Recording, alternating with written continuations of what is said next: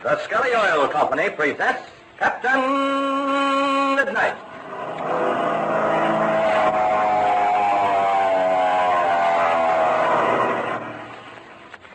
Captain Midnight, brought to you every day, Monday through Friday, at the same time, by the Skelly Oil Company, Skelly Jobbers and Dealers. Say, fellas and girls, I've just had the biggest thrill of the season.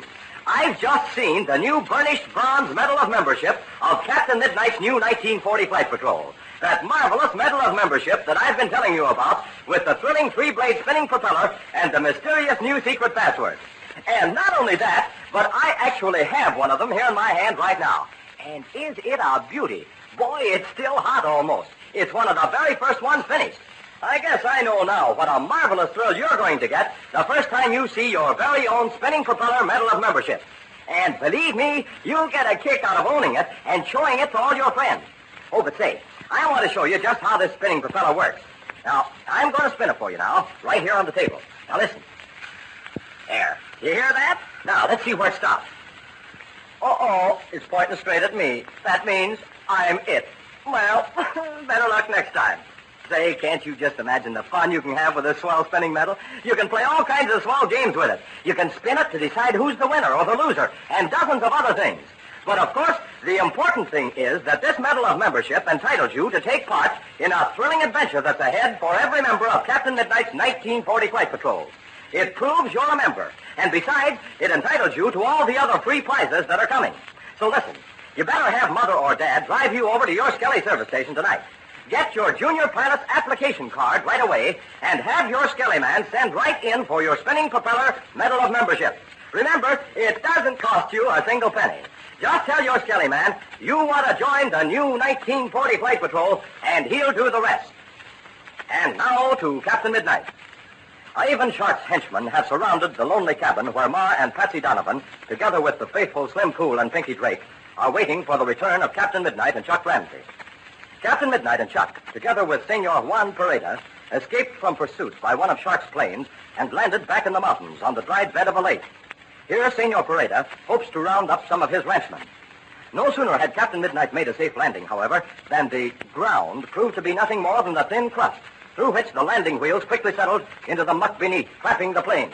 Listen as Chuck cries, "The wheels are down to the hubs, Red. Oh, now we'll never fly this ship out of here." Yes, it does look bad, Chuck. It is indeed the unfortunate situation.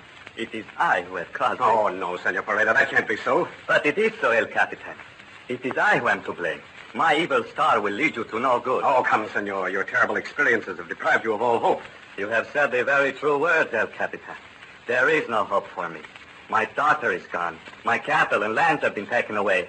Leave me, Senor, before you lose your lives in attempt to save mine. Such a course would be unthinkable, Senor. Chuck and I are here to help you, and we'll do so even if... But let's eliminate every consideration of such a nature. We can't lose unless we lose faith in ourselves and in our cause. Ah, Senor, the words that come from your lips give me new courage. I will fight this man who has almost destroyed me. That's the stuff, Senor Perada. We'll lick Ivan Shark yet. Ivan Shark, did you say? Who is he? I will explain, Senor. The man who calls himself Douglas Chadwick is an international criminal. His name is really Ivan Shark. So, he is the criminal international. It is hard to believe. Yes, I know it is, Senor, but those are the facts. Well, now, come on, let's go. The first thing is, can we pull this ship out?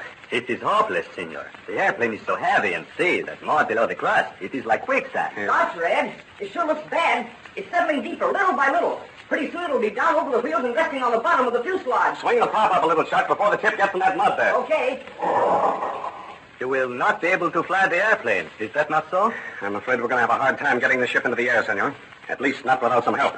Could we get the ship off at all, Red? Well, that's something we'd have to determine, Chuck. If we could pull this plane out of the mud, I might be able to take the ship off, unless this crust gets thinner out toward the middle. But first, how can we pull the plane out? If we can find my men, Senor, they will help you. There's an idea, Red. How soon will you know whether your men are around here or not, Senor? If they are here, El Capitan, they will gather late in the night. Very well. Now, here's what we'll do, Chuck. It's now about the middle of the afternoon. 3:30 to be exact. We'll go over to Senor Perada's hunting lodge. Then tonight, after darkness sets in, we'll make our way down to the cabin where the others are waiting for us. See, Senor, that will be quite possible. You will go up over the mountain to the west, and then down the canyon on the other side. As long as you keep in the canyon, you cannot lose the way, because the canyon takes you to the cabin. Couldn't we start right away? No. That is not the wise thing to do. This Chadwick, Ivan Shark, you call him. He's manner down that way. In the blackness of the night, you will have the better chance. Gosh, I guess that would be better. And anyway, I could use a little shut-eye. Yes, I'll say you can. Your eyes are bloodshot from lack of sleep. So are yours, Red.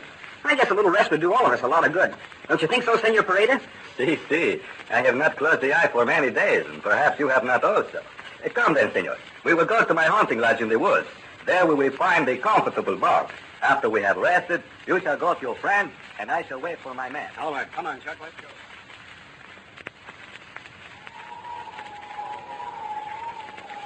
Chuck. Hey, Chuck.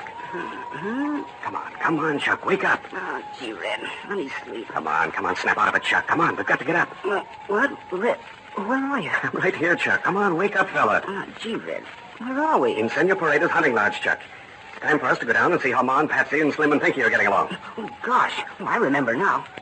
For a second, I couldn't think what happened or where I was. Yes, I know, Chuck. I'm sorry to wake you because you need sleep badly. You need it just as bad as I do. Gee, Red, listen. What's that noise? It's the wind and the trees outside, Chuck. Gosh, I guess that must have come up since I went to sleep. Yes, it just rose about a half an hour ago. I've been lying here listening to it, thinking things over. Listen, Senor Parada's still asleep. Yes. Poor fellow's absolutely exhausted. And we'll keep quiet then so as not to disturb him. But gee, Red, what about after we leave? Well, if any of his men come down here, he'll be safe enough with them. And I don't believe any of Shark's cutthroats know about this place. Gee, if he can sleep all night, he would make a new man of him. Well, maybe he'll have that chance. Well, I'm all ready now. Shall we start? Just a second, Chuck. Wait a minute, let me look here. Here, Red, look at my wristwatch. It has a luminous dial. Oh, yes. Let's see. 7:30. How long do you think it'll take us to get down to that cabin? Well, Senor Parada said it was about 7 or 8 miles. Yeah. If it's real rough going, it'll take us about 4 or 5 hours. No. It won't take us that long, Chuck, because I talked to Senor Parada a little while after you went to sleep. There's an old mountain trail leading down through that canyon. But we'll get started in a few minutes and take our time. If any of Shark's men should be prowling around, they may relax their vigilance by that time of night. Okay. I sure hope nothing's happened to Ma and Patsy and Slim and Pinky. I've got a lot of confidence in Pinky and Slim. So have I, Red. But they might not be able to hold off a whole gang. Yes, I know that, Chuck. We'll just have to pray for the best. There's just one thing, Red, that's in our favor. Well, what's that, Chuck? Major Steele and Bud Conley. They should be starting back to help us by early in the morning. I know, Chuck. I was thinking about them a little while ago. But we can't put all our eggs in one basket. Oh, gosh, what do you mean? I mean just this. We've got to know what we're going to do in case Major Steele and Conley don't come back. Don't come back? What? They wouldn't let us down. No, of course they wouldn't. But suppose they don't get to the border. Oh, they'll get there all right. I'm not so sure. Don't forget the gasoline that's in the Spartan's tanks. Sure, I remember. The engine didn't rev up the way it should, and the temperature was getting a little high. But we were still getting by. Yeah, sure. We were getting by for the time being. But what about the tough grind of a long cross-country trip? You said that it was overheating. Well, you know as well as I do what happens when a motor gets too hot. Oh, gosh, that's right. It might be all right for a little while, but something's going to happen if it stays that way too long. Major Steele is a wonderful pilot, and he'll baby that engine along as much as he can. But after all, Chuck, there's not an awful lot you can do when you've got the wrong kind of gas in your tanks. I guess I don't quite get it, Red. Why should that gas work all right in the engine of the black plane and not in our Spartan? Well, it's very simple, Chuck. Now, these black planes have low-compression motors in them and will perform all right with a lower octane gas. But the engine in the Spartan is high compression. Must have a better gas. You mean a higher octane gas? That's right. But, well, I guess this sounds kind of foolish to you. But what is the difference between a low-octane and high-octane gas? Well, now, look, I'll give you the whole thing in a nutshell, Chuck. Did you ever throw a stone into the middle of a smooth pool of water? Oh, sure I have. All right. Now, did you notice the ripples? That is, little waves that start and keep moving until they hit against the shore? Of course I have. Now, that is exactly what happens in the firing chamber of a gasoline engine. The splash of the stone in the pool is the same as the firing of the spark in the cylinder head. The time that it takes for those little waves to get to the shore is called lag. Lag? Mm-hmm. You mean like to lag behind? Yes, that's it exactly. Now, if the ripples go real fast, there isn't very much lag. And if they go real slow, there's a lot of lag. Now, in high-octane gas, which means it has a naturally higher body, the lag is very slow. Oh, I begin to get it. Then, if the lag is slow, which means the vapor takes a long time to burn, there wouldn't be any knock. Mm-hmm. And if the lag isn't slow, if the vapor burns quickly, there's liable to be a knock. Right. That's the whole story. The only other thing to remember is that engines are not all built the same. Certain ones require higher octane gas than others. You should always find out what gasoline will give the best performance in the engine you have. Oh, gosh, I see the whole thing now. But in general, isn't it true that lately the tendency has been toward higher compression engines which require a higher octane gas? That's right, Chuck. That's what the tendency has been. Well, enough of that. Come on, we might as well get started. Okay, I'm all set. Now, look, let's tiptoe out quietly so as not to awaken Senor Perada. Okay, let's go. Yeah, come on.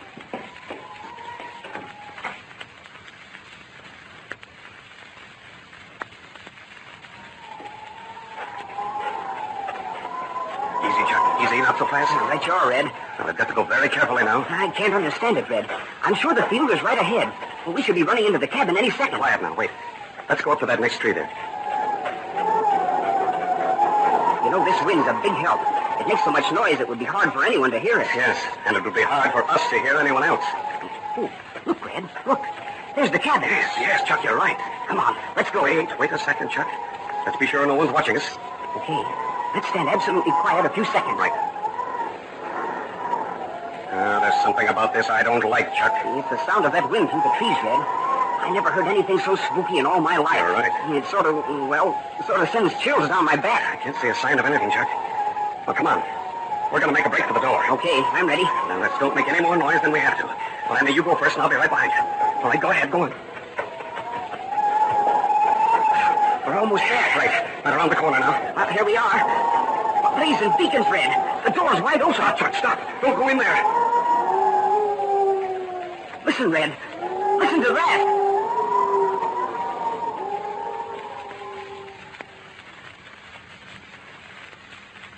Well, did Captain Midnight have a presentiment of disaster?